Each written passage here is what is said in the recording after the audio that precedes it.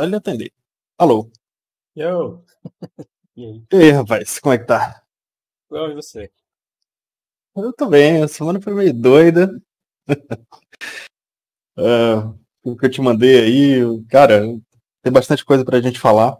Ah, só que eu não vou poder me estender muito, porque amanhã eu tenho uma coisa pra fazer, então não vou poder dormir tão tarde. E Não, beleza. eu prometi pros caras que ia jogar hoje mais tarde, então Não, tô com o demorou, a tempo gente faz apertado. rapidinho. Não, Sim, sem problema. tudo certo. Mas, pro pessoal, estamos ao vivo, 7 da noite de domingo. Está fazendo 30 graus de noite em Salvador, por isso eu tô sem câmera, peço perdão. Beleza. Mas vamos aos problemas. Acho que o pessoal deve estar curioso sobre a crise no Equador, que não sei se você percebeu, mas deu uma sumida dos jornais. Uhum. O Equador está passando no teste. Eles ocuparam quase todo o país com tropa, com exército, no caso. Uhum. E o crime organizado está sendo sufocado nesse momento. Só que, assim, uma coisa preocupante que está acontecendo é que a vida das pessoas tá voltando ao normal na medida do possível. Todo mundo tem que trabalhar, estudar, etc. O país não pode parar, né? Só que os trabalhos para investigação dos responsáveis pelas invasões das instituições começou e tá acontecendo uma represália de dentro das instituições. Tipo, Para que já essa tem. investigação não aconteça. Exato, já tem uma defensoria pública de bandido dentro do Equador que não quer que a investigação aconteça e, pior ainda, um dos promotores que estava investigando o caso da TV que foi invadida Uhum. foi assassinado, Uou. misteriosamente. Então, isso quer dizer que o crime organizado está nas estruturas também governamentais. Isso só confirma o fato, né, que eles têm informações privilegiadas de onde essas pessoas moram, como é a rotina delas. Então, muito preocupante o político Daniel Noboa tem que se preocupar não só com a oposição, mas também com o crime organizado instaurado dentro do seu governo. Ele tem que identificar quem são os infiltrados e boa sorte para ele. Uhum. E vale a pena lembrar que a gente tem muito disso aqui no Brasil também.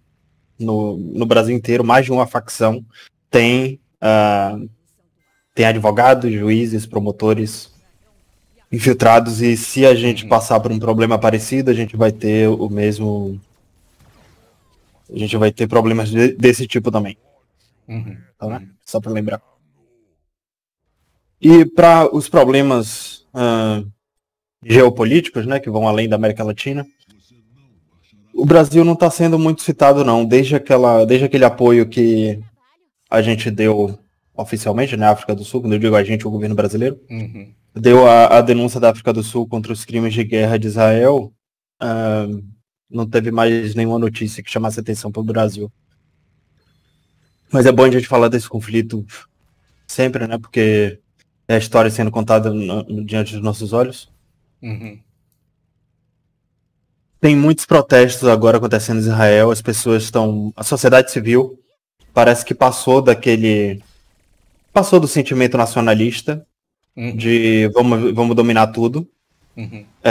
Para a população isso passou, eles querem que o governo traga as pessoas de volta, vamos sentar na mesa de negociação, vamos ter um acordo. É como se a sociedade civil israelense tivesse com peso na consciência de tudo que estão falando sobre eles ao redor do mundo. Você acha que é peso na consciência? Acho que se eles pararam para se informar. Essa é uma pergunta cruel, né? Mas será que tinha uma Pode galera ser, iludida faz pelo sentido. discurso do Netanyahu e aí os caras pararam para estudar e falaram que porra é essa que tá acontecendo? Faz sentido a pergunta, eu acho que é um pouco dos dois. Já tinha muita gente insatisfeita desde do 7 de outubro. Protestos aconteceram no dia que ele invadiu Gaza. Só que as coisas se intensificaram. Eu acho que tem um pouco disso também, justamente por causa não só da oposição ao governo, mas aos sionistas que eram contra a invasão de Gaza, porque as pessoas existem. E o que faz Netanyahu ter força no governo, o que fez ele chegar ao poder, inclusive, foi a minoria organizada. Pelo que eu estou entendendo, da quantidade de israelenses, judeus se manifestando até em rede social, eu entendo que Netanyahu é minoria. Hoje, pelo menos. Ele é uma minoria muito forte no poder, já institucionalizada, porque ele fez um trabalho forte de base para chegar lá. Então, o Netanyahu e o governo estão ainda radicalizando o discurso, eles não querem parar de jeito nenhum.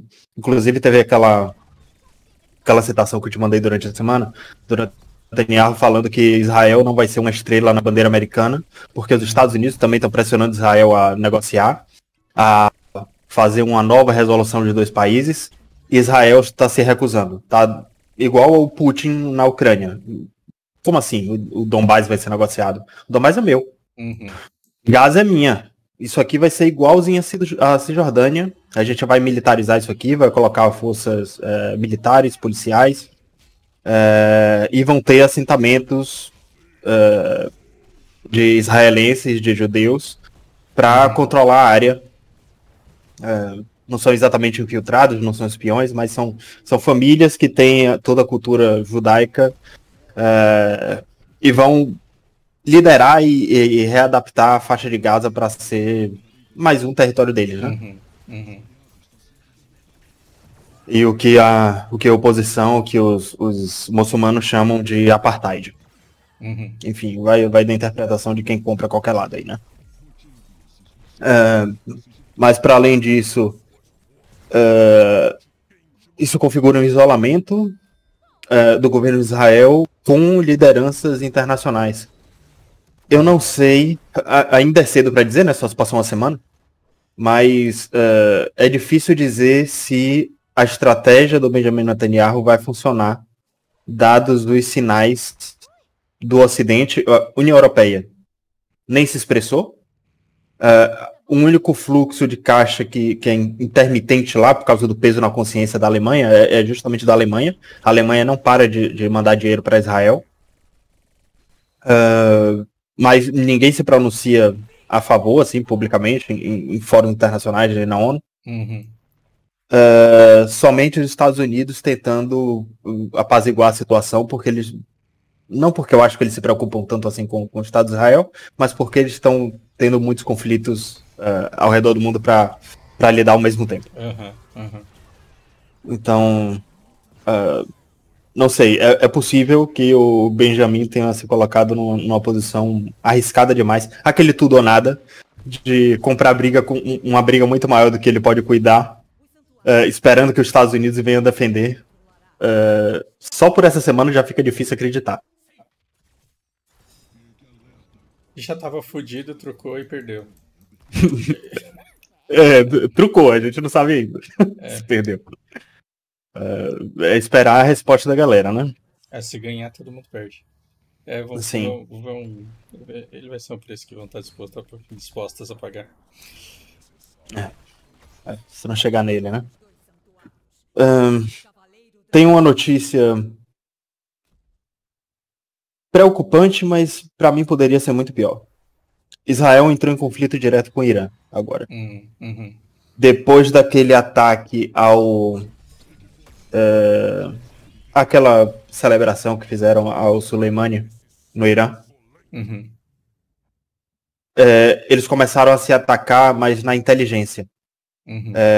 Espiões de Israel foram capturados, interrogados e mortos no Irã e vice-versa. Espiões iranianos também foram atacados, tiveram ataques pontuais.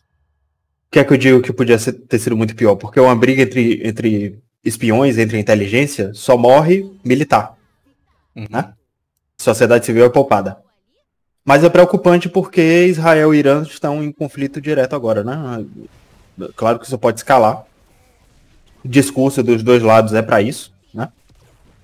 Direciona para isso, tanto nos ataques que Israel já faz aos proxies do Irã, quanto ao discurso belicista do Irã, que sempre teve, sempre foi assim. E assim, fazendo o advogado do diabo. Do diabo do Irã, no caso, né? Porque difícil apontar santo nessa história. Eu acho que faz sentido que o Irã se comporte assim, da mesma forma que o russo se comporta, entende? Daquele papo que eu trouxe semana passada, da natureza do russo, dele estar sendo constantemente ameaçado, de toda vez que ele baixa a guarda, alguém tenta invadir. O Irã passa pela mesma situação no Oriente Médio, então esse discurso belicista, por mais radical que possa parecer daqui do condado, né? Morando lá, sendo iraniano, acho que faz todo sentido que eles sejam assim. Então, enfim. Conflitos, né? A gente esperar. E aquela troca de favores do Irã com o Paquistão lá? Eu achei aquilo... Você já tá adiantado, né? Muita gente na mídia falou sobre o novo conflito do Irã com o Paquistão. Cara, isso é informação que... Eu tô tão aéreo quanto vocês aqui. Eu não sabia de nada. Tem um tal de povo Baluchi. Não sei o que são, não sei de que etnia, não sei religião, não sei nada. Só sei o nome deles por causa do Farinazo e por causa do Al Jazeera, que foi onde eu fui confirmado. Pelo que eu entendi, o pouco que eu estudei, o pouco contato que eu tive, eles têm uma situação parecida com o povo curdo aqui no Oriente Médio. Mudei para esse mapa aqui que é melhor de visualizar. O povo curdo ele tenta consolidar instituições, eles são um povo armado, assim, tem as mesmas estruturas de um exército privado, de um grupo terrorista, depende de como você olha para eles. E eles ocupam diversos territórios aqui entre os países Turquia, Síria, Iraque e Irã. Então nessas quatro linhas territoriais aqui que estão muito bem consolidadas, ou pelo menos parecem, quem controla são os curdos. Eles tentam consolidar um país ali, só que pouquíssimos países reconhecem os curdos como um país, se eu não me engano, nenhum. Enfim, são poucos, eles têm pouca relevância internacional e não conseguem ter as características de soberania que a gente já falou sobre aqui. Aqui, no caso do Baluquistão, é a mesma coisa. Eles ocupam parte do Afeganistão, parte do Paquistão e parte do Irã. Começou com um ataque do Paquistão em direção ao Irã e a mídia internacional tratou como se tivesse um novo conflito nascendo. De fato, houve resposta institucional por parte do governo iraniano. Eles reclamaram que os ataques estavam sendo no seu território, mas não de forma... Não como se eles fossem entrar em guerra com o Paquistão. Como se eles não quisessem se indispor com o governo do Paquistão. Tipo, olha a besteira que vocês estão fazendo, vocês acabaram de atacar meu território sem pedir minha permissão. Mas assim, não é gente do meu povo, eu sei que vocês têm um problema com esse povo que mora aí, mas cuidado com a mira aí, né? E eles responderam com um ataque parecido. Vocês estão ameaçando as pessoas que me ameaçam. Exato. Aí o Irã fez a mesma coisa, respondeu um ataque da mesma proporção em cima dos Baluques do lado do Paquistão. Então, é por isso que o Fausto se referiu como uma troca de favores, porque foi o que foi a forma como o Farinazo bem identificou no canal dele, e o Fausto deve ter assistido o mesmo conteúdo que o meu. Sim. Então, de longe parece o início de um novo conflito, porque dois países estão se atacando mutuamente, mas eles têm um inimigo em comum ali, e de fato, por enquanto, se parar por aí, né, vai ser considerado uma troca de favores. Agora, um ponto que é importante salientar é que a maneira como o Irã se comportou essa semana foi bastante... Assim, serviu para amedrontar vários outros países, sobretudo os países atômicos. O Paquistão é um país atômico. E o Irã, mesmo que atacando os Baluques, ali do Baluquistão, ou o que eles contestam, que querem que seja, né? Eles atacaram o território do Paquistão. Eles atacaram o território de um país nuclear. Eles também fizeram um ataque que se originou no nordeste do Irã, aqui dessa região essa cidade parece machinho, perdoe o meu iraniano, o meu persa.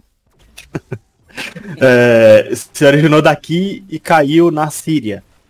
Beleza, o Irã já faz ataques à Síria há vários anos, e no Iraque também.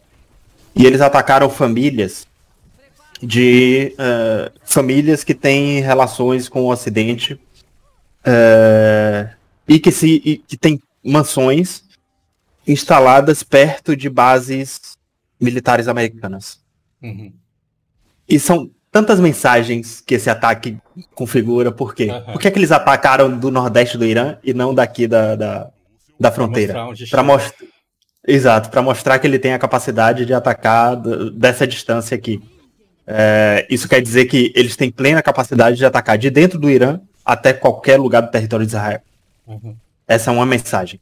A segunda mensagem, os drones do Irã, os ataques do Irã, são tão precisos que eles tiveram o cuidado de atacar posições próximas a bases militares americanas, mas não acertaram. Isso quer dizer que e todos os lugares que eles não acertaram e acertaram alvos que eles queriam, eles passaram mensagem: americanos, eu tenho plena capacidade de tirar vocês daí de onde vocês estão. Uhum. Isso pode ser também uma chamada para negociação. Né? Uhum. Do jeito que eu te falei essa semana. E o fato deles atacarem o Paquistão, por que um país teria a coragem de atacar um país nuclear? Pra dizer que também tem. Então. Exato. O Irã só fez soltar bomba em lugares aleatórios aqui no mapa. E todas essas mensagens foram passadas aos vizinhos. Exato, são todas recados. Então, olhando de longe, é um cara descontrolado que não sabe o que está fazendo, mas para quem entendeu, foram recados muito bem dados. Sim. Então, o Israel chamou os Estados Unidos para entrar na guerra e o que ele recebeu foram ataques da mais alta qualidade e muito precisos do maior inimigo que eles têm no Oriente Médio e um recado dos Estados Unidos de que eles têm que sentar na mesa para negociar. Eu vejo que os Estados Unidos, sem dialogar com o Irã, também passam esse recado ao mandar essa mensagem para Israel. Os Estados Unidos estão falando ao Irã que não querem guerra, quando eles mandam Israel negociar.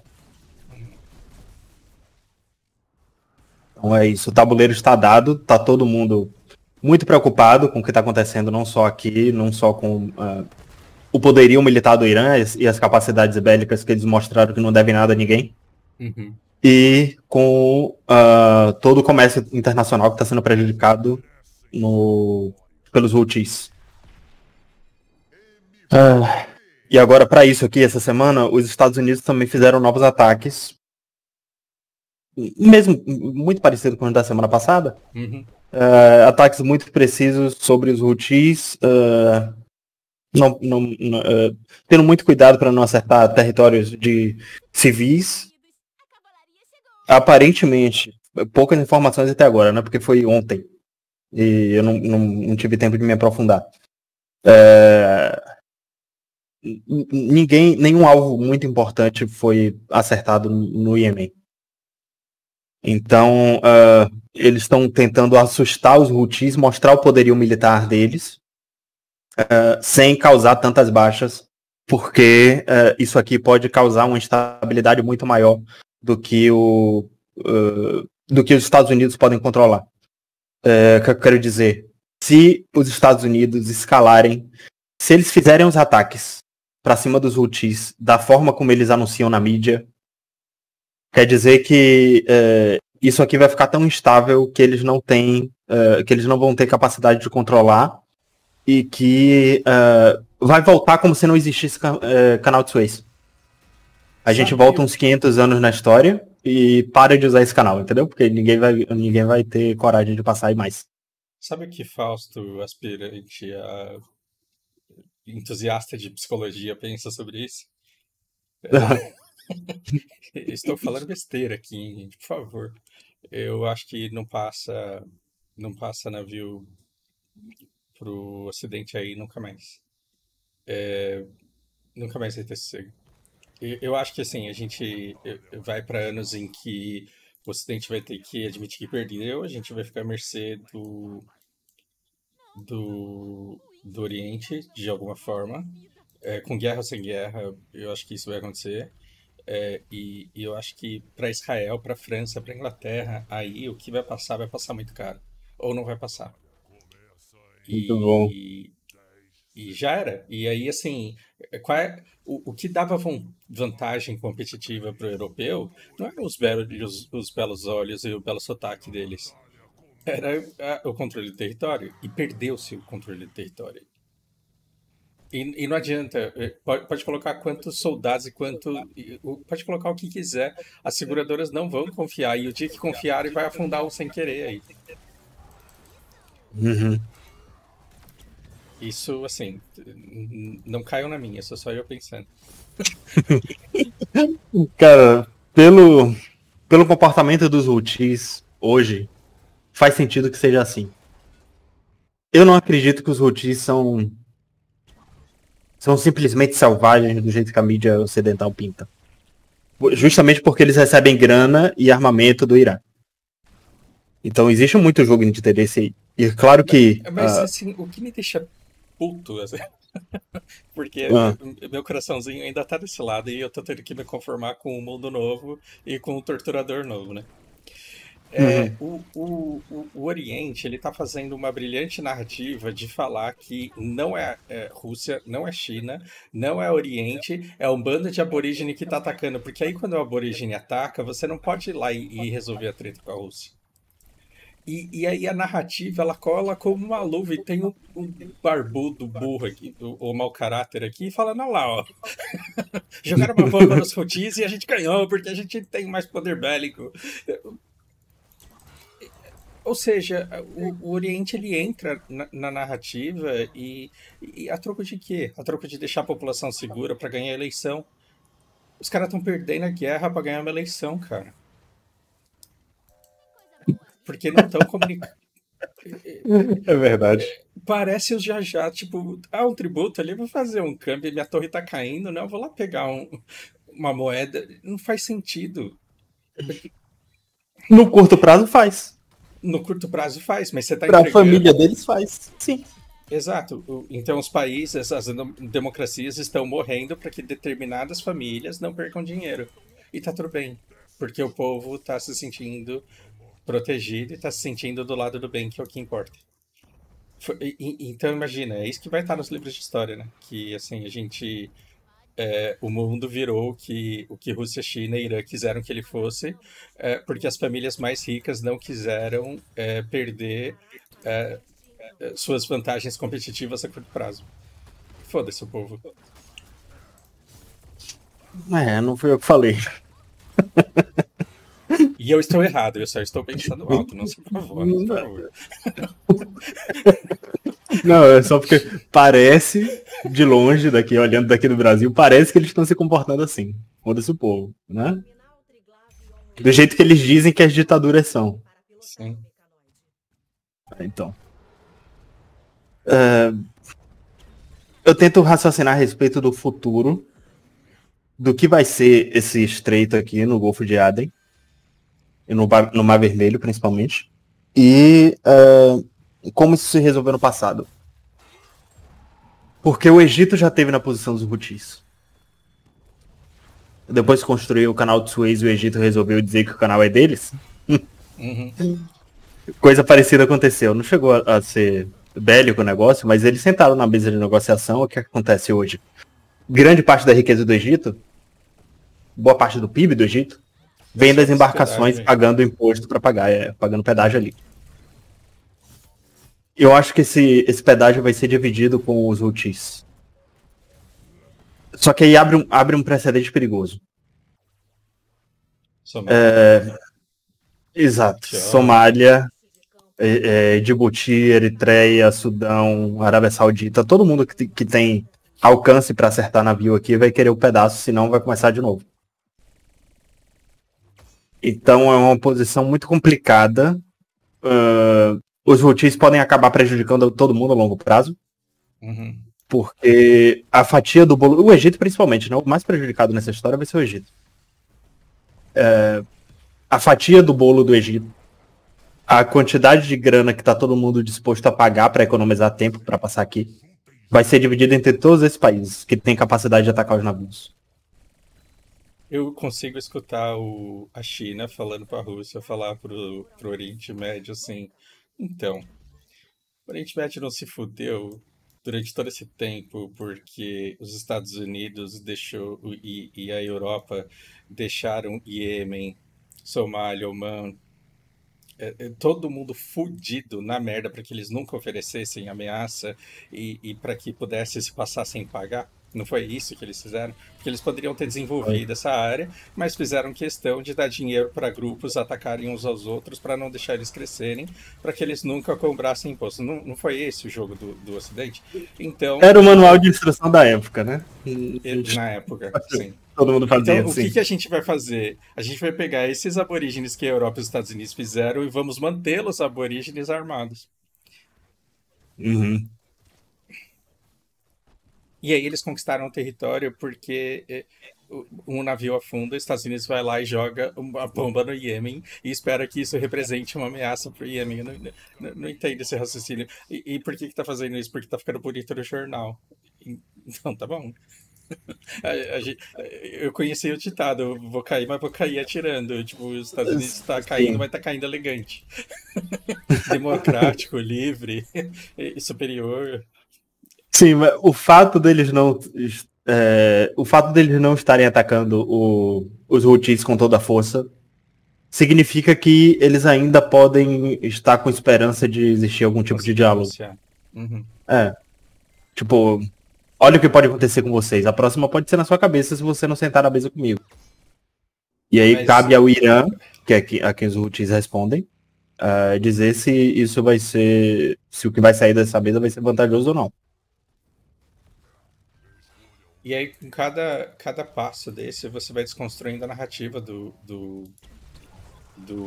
Ocidente, né? E aí o povo vai entrando em colapso mesmo, do jeito que tá. Tipo, as narrativas, elas não cabem mais. E eu não sei o quanto desse posicionamento civil de Israel, ele pode, de repente, ser gente caindo na real do que tá acontecendo no mundo, né?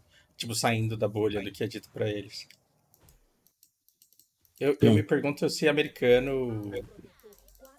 O que vai acontecer com os americanos quando eles chegarem nesse ponto? Tem muita pouca gente lá que meio que tá nisso, né?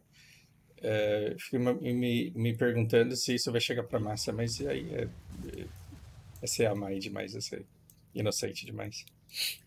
É difícil dizer, eu acho que eles só vão se tocar quando começar a doer no bolso de verdade. Quando já tiver acabado, mas já tá doendo no bolso, né? É de... Não sei, tem um mês ainda esse conflito.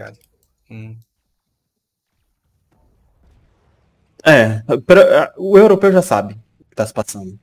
Uhum. Eu me questiono se tem solução a curto prazo. Se em 2024 isso aqui vai estar pacificado. Eu acho que não. Eu acho que tá interessante demais. Tá interessante demais pro outro lado pra ver um acordo aí. Exato. Esses países aqui não estão preocupados com esse canal. Eu fico imaginando os Estados Unidos tentando apelar pro emocional e os caras falando, mas você quer comover aborígene, porra? Ai, cara, desculpa, eu tô tentando me segurar, que eu não tô conseguindo. Mas sabe o que eu penso também? Assim, isso é meu pensamento, eu tentando ser otimista, né? Mas eu vejo que não dá. Os Estados Unidos sentam no... Vamos dizer que a melhor das hipóteses acontece. Os Houthis aceitam sentar na mesa de negociação com os Estados Unidos, com o Irã. E perguntam, o que é que vocês têm para me oferecer? Quanto vocês gastam a mais de combustível para passar pela África do Sul? Que é quem tá adorando esse conflito, né? Todo mundo para aqui embaixo agora. E aí eles vão dizer o valor X e eles vão cobrar esse valor X porque ainda assim vai valer a pena. Você vai pagar aqui e vai economizar ao mesmo tempo. Agora, a alternativa é isso pro conflito continuar. A economia desse país continua derretendo, eles continuam pagando 30% mais caro que em tudo. Os navios continuam gastando muito mais combustível para passar, além do custo, fica tudo muito mais demorado de chegar, né, as coisas. E esses países não estão preocupados porque eles são a Rota da Seda. Uhum. Eles vão passar por ferrovia da China da China até a Turquia. Uhum. Então eles não têm incentivo para aceitar uma negociação por parte do Ocidente. Agora, outra coisa que muito me preocupa, eu até falei disso aí mandei para você, a única coisa que me preocupava, né? Todos esses pontos que eu trouxe. A única coisa que me surpreendeu de verdade foi o ministro da Defesa do Reino Unido, que agora, até explicando o título da live, né? Eu coloquei 90 mil tropas foram passear. A gente não tem uma grande movimentação, assim, de um contingente militar de mais de 90 mil tropas desde a Guerra Fria. A OTAN, liderada pelos Estados Unidos, Turquia envolvida também até o pescoço, e europeus estão fazendo esse exercício com tropas, e tem aqueles pontos a mais que o Farenazzo trouxe, que da dificuldade de você coordenar 90 mil tropas que tem 10 idiomas diferentes entre as tropas. E um monte de Enzo, né? Pode crer. Todos falam o inglês mais ou menos. Porque eu sou um Enzo. Se você me mandar pra guerra lá, não adianta você falar assim, nossa, mandamos um soldado a mais, foi o Fausto que foi pra guerra. O cara joga MOBA, vocês não estão entendendo. De fato. E o russo é soldado. O russo é muito soldado. Quem teve curiosidade de ir atrás da banda Ice Peak, que eu mencionei semana passada, sabe do que eu tô falando. A cultura do russo, o homem russo, ele cresce para ser um soldado. Desde a escola. E a gente cresce pra... A gente não sabe exatamente. A gente passa pela escola, pela faculdade e não sabe o que quer fazer.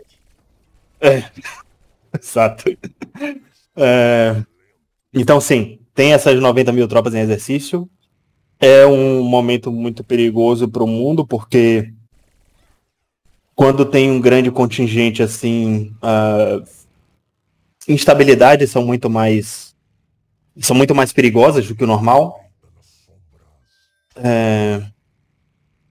Tudo começou entre Rússia e Ucrânia com um exercício desse tipo. Então você mandar 90 mil tropas ali que eles vieram para cá, né, para o Báltico, Finlândia, Estônia, Letônia e Lituânia. A maior concentração é por aqui. Então imagine que você é o Putin, você está do outro lado, você fez isso 2 anos atrás, a mesma coisa, exatamente a mesma coisa. Tipo, pro Ocidente ele falou que era isso, né? E da noite pro dia, as 100 mil tropas deles entraram todas na Ucrânia. E o Ocidente está fazendo a mesma coisa, dizendo que é a mesma coisa. Como é que você vai acreditar? Como é que você vai ter certeza que é só isso? Ao mesmo tempo, então, por que eu falei do ministro da Defesa do Reino Unido? Por que ele me surpreendeu? O Reino Unido saiu da União Europeia. Então, parecia um sinal da direita inglesa, da direita britânica, que eles não queriam se envolver em conflitos internacionais, que eles estavam sendo mais nacionalistas, que eles estavam adotando um discurso parecido com o dos republicanos hoje. Eles querem virar os recursos para dentro e resolver os problemas de dentro antes de se preocupar com os problemas do mundo. E aí me vem o ministro do Reino Unido, o ministro da Defesa do Reino Unido, falar para o mundo, para o Ocidente, se preparar para a guerra de larga escala. Ao mesmo tempo que 90 mil tropas estão sendo mobilizadas na fronteira com a Rússia. É complicado. Por mais que seja difícil levar a sério qualquer coisa que o Ocidente faça, né? Depois de 2 anos de blefe, né? É complicado, muita gente irresponsável, muita gente despreparada, de arma na mão, num território desconhecido. Isso me leva a pensar no nosso histórico, na Primeira Guerra Mundial.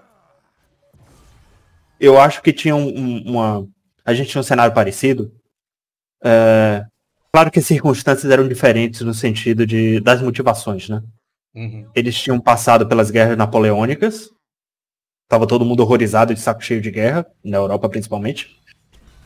Só que com a Revolução Industrial, vários países estavam se armando e eles tinham que descobrir, eles precisavam de um laboratório para descobrir qual era o poder de fogo das armas, né, até onde dava para ir. E à medida que os países se armavam, a desconfiança de que alguém ia testar em cima de outro alguém era maior, né? Então, vários, da mesma forma, exercícios militares entre vários países que tinham várias alianças aconteciam. E se não fosse esse contexto, se todo mundo soubesse o poder de fogo das armas, se todo mundo tivesse acordos internacionais, como, por exemplo, da União Europeia hoje, e assassinassem um herdeiro, um príncipe herdeiro de qualquer reino aleatório daí, como foi o da... foi da Sérvia? Foi Sarajevo, foi da Sérvia. Se acontecesse e tivesse tudo pacificado, ia ser um acidente. Claro que ia ter uma crise internacional, mas todo mundo ia se reunir na ONU, né? E nada ia acontecer. Eles não seriam obrigados a preços altíssimos, né? A agir como eles agiram, e quando foram ver, a merda estava toda feita. Eu entendi o teu ponto. É perigosíssimo.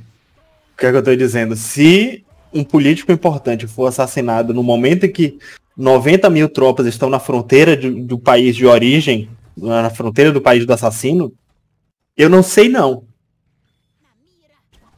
Entendeu? A gente está num momento perigosíssimo. Não vou dizer que é só o Ocidente que está provocando isso, afinal quem invadiu foi a Rússia. Sim. Não tem santo aí, né? Sim. São pessoas dispostas a pagar o preço para receber os impostos. Exatamente. Aquele vazamento daquele Fox News alemão lá, o que você achou daquilo? O suposto plano do Putin para 2025, Você chegou a ver esse negócio? Eu vi. Eu até pensei em trazer pra cá, mas sei lá. Especulação, né? É muita especulação, não tem... Pra mim, fonte voz da minha cabeça. Até que se prova o contrário. Porque assim, é o tipo de fonte que eles não podem revelar.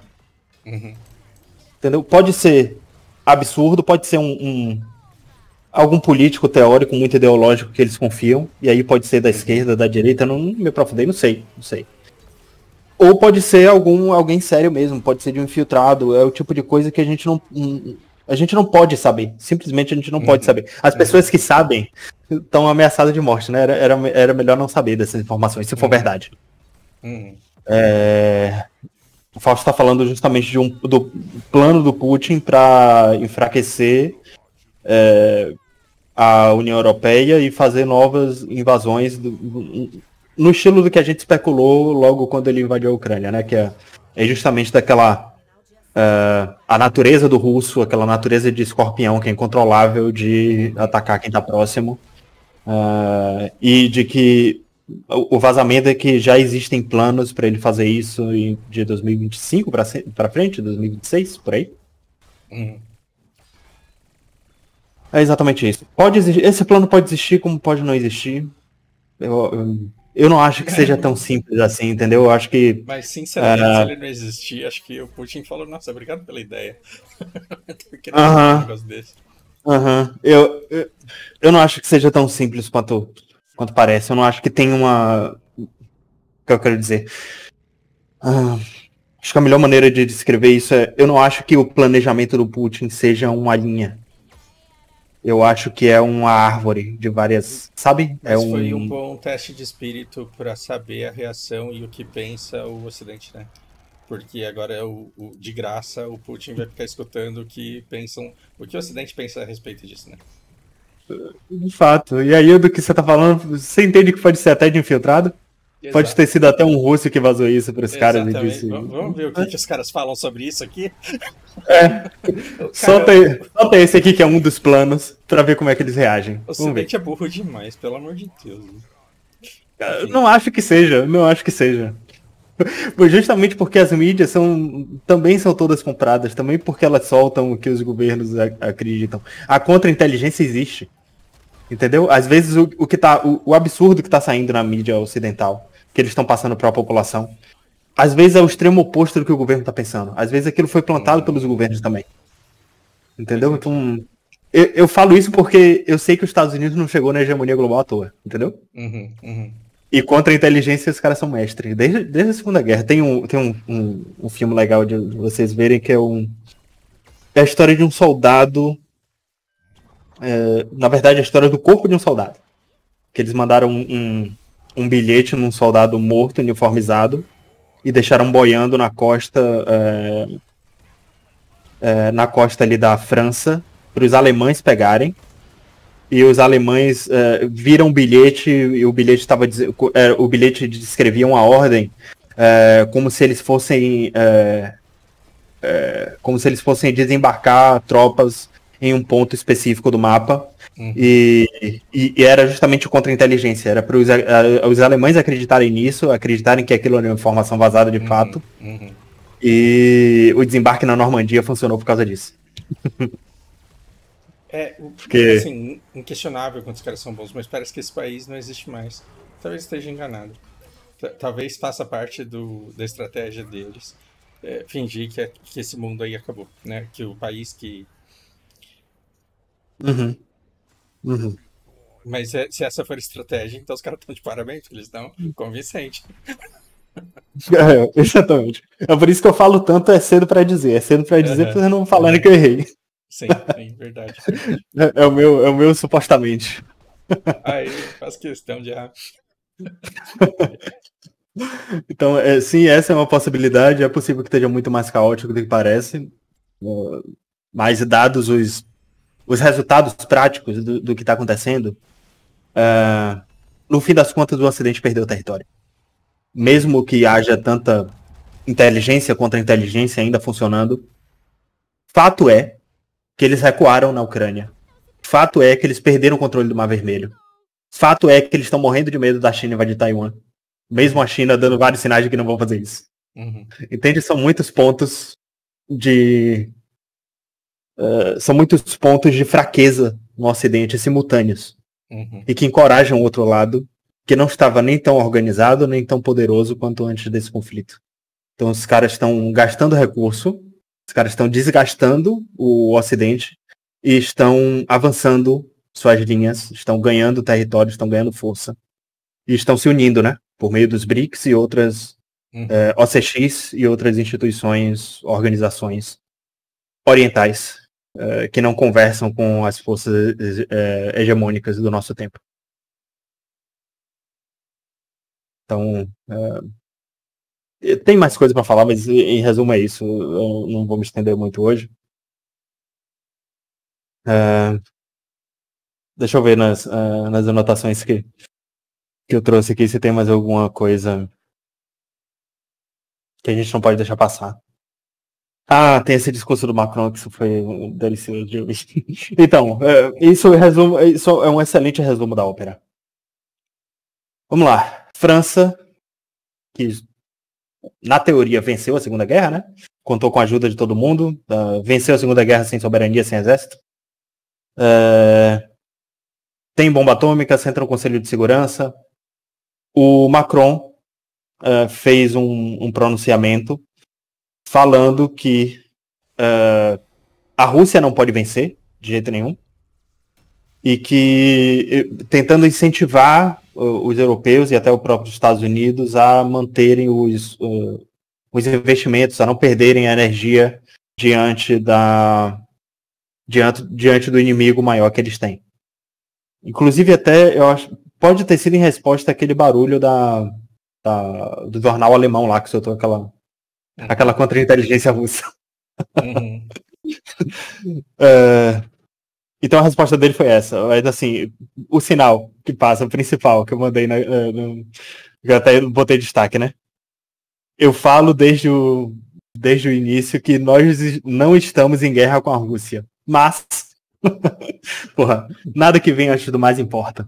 Exato. É claro que na prática ele está em guerra com a Rússia, é claro que ele está gastando recurso, ele só não mandou tropa ainda, porque ele está muito ocupado no norte da África, tentando não perder as colônias dele. Mas é claro que dói muito no bolso da União Europeia inteira, e que ele precisa fazer esses pronunciamentos, ele precisa direcionar o ódio da população, que a população tem com o governo, para fora. Eles precisam identificar um inimigo comum fora do país, para que os agricultores... os agricultores que estão fazendo greve porque o governo não tem de onde tirar dinheiro, o governo está cortando os subsídios. Da mesma forma que a Argentina, a França e a Argentina são muito parecidos na governabilidade, só que a Argentina não tem um monte de colônia, né? Por isso eles sofrem muito mais com a inflação e tal. Enfim, uma série de questões. O Macron está se vendo ele está perdendo aquilo que a Argentina não tem, ele está perdendo suas colônias, está perdendo o que sustenta a França. E para ele não cair, exatamente o que está acontecendo nos Estados Unidos. Ele precisa manter uma guerra fora para se manter no governo. E é isso que ele é mais uma vítima da democracia, Macron. Exato. Oi? E é isso que o Oriente quer, né? Porque para você invadir um lugar, você precisa de duas coisas. Primeiro, vontade. Segundo, uma desculpa pra fazer isso. E é impressionante o quanto de desculpa por dia se produz para ganhar eleição, cara. Sim. E é legal falar disso porque isso não é exclusividade da democracia. Você precisa dos dois numa ditadura como o Irã também. No fim das contas, o nacionalismo, os interesses nacionais... Você precisa de nacionalismo para manter o poder também. Exato. Entendo. Você precisa da mesma coisa. Senão, da mesma forma, o ditador perdeu a cabeça, tá sacrificando a população numa guerra injustificável e a gente não tem por que atacar os caras. É claro que o Irã precisa de vários países atacando ele ao mesmo tempo para justificar as atrocidades que eles querem fazer também. E até tudo aquilo que justifica a queda do Ocidente e a falta do dinheiro no bolso do Macron. Eu vejo um presidente assustado, apelando para forças armadas em volta dele, apelando para o inimigo exterior, para não cair, porque ele tem muito mais interesses pessoais do que para com a população. Né? E isso não exclui os fatos que ele expressa no discurso dele. Para além de todos os interesses, de tudo que a França está perdendo no norte da África, de certa forma ele também está certo. Se o Ocidente inteiro baixar a guarda, eu tenho certeza que a Rússia vai para cima. Sim. Eu tenho certeza. Isso não pode acontecer. Você vê como é trágico, é triste, não tem solução fácil. Essas 90 mil tropas têm toda a razão de existir e de estarem se movimentando agora. Uma última do Putin que eu não posso deixar escapar também. Hoje, o professor Ricardo Marcílio até falou disso hoje também, ele confirmou. O Putin disse que nada que foi acordado quando a Rússia era um império, ou seja, antes da Revolução Russa, nada vale. Isso quer dizer as ilhas no norte do Japão e o Alasca. É tudo Rússia, segundo ele. De novo, né? Ele já tinha ensaiado isso alguns tempos atrás, mas ele tá expressando vontade e agora ele soltou uma desculpa, né? Que os governos imperialistas eram subservientes ao Ocidente, tinha família misturada com a Inglaterra, com a Alemanha, com a França, e tinha de fato. E ele tá usando isso de desculpa para a população, para recontrolar esses territórios e para ver se cola também. Claro que pode ser blefe. Eu não vejo a Rússia tendo que lidar com 90 mil tropas na fronteira e tendo que lidar com a invasão da Ucrânia. Eu não vejo eles tentando lutar em duas frentes. Até porque isso é um erro que o Napoleão cometeu, que o Hitler cometeu e deu errado em todas as instâncias. Todo mundo que tentou fazer isso deu merda, né? E também não vejo os caras arrumando treta por causa do Alasca. Mas tá molhando o pezinho. Tá... Da mesma forma, tá esperando a resposta dos Estados Unidos, da mídia, da população, da inteligência, claro que ele tem infiltrado lá também. Então, sim, ele vai esperar a reação de todos esses países, vai ver se alguém vai fraquejar, se ele vê que tem um ponto na corda muito fraco, claro que ele vai pra cima. Claro que ele vai esticar. Bom, em resumo é isso, senhores. Eu não quero assustar vocês, assim, por um... Não, dizer imagina. que vai começar a Terceira Guerra. Invariavelmente, mas a gente ainda tá a um Gavrilo Príncipe de distância. Né? Pra começar. Então, Cara, tá longe. muito bom. Espero. Assustador. O vídeo que mais resume a semana, o ano, o último ano é aquele da PM que você me mandou. Muito bom aquilo. Sim. Vai dar merda. Sim. Os caras cantando vai dar merda, vai dar merda. No ritmo do esporte espetacular. É muito bom. É do. Que passa no domingo, né? O programa de esporte passa no domingo. Muito bom. É um meme antigo. Mas, Fausto, cara, se tiver alguma coisa que você queira Cara, complementar a hora agora. Um interlocutor pobre, mas assim, obrigado pelo papo. De jeito nenhum, eu que agradeço. E, pessoal, agradeço muito a atenção de vocês. Desculpa não ter dado muita atenção ao chat, mas é porque hoje eu não... Nossa, 9 pessoas e eu viajando aqui na maionese. Em respeito a vocês, eu vou ler comentários. Vou passar mais um tempo aqui, mas pro pessoal que assiste no YouTube, obrigado pela atenção de sempre.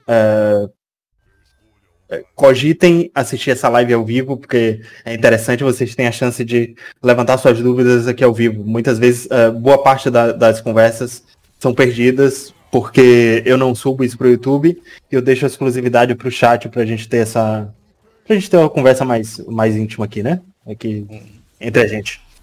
Então, obrigado mais uma vez. Semana que vem a gente tá de volta, se o mundo não acaba. Valeu. Até a próxima. Abraço.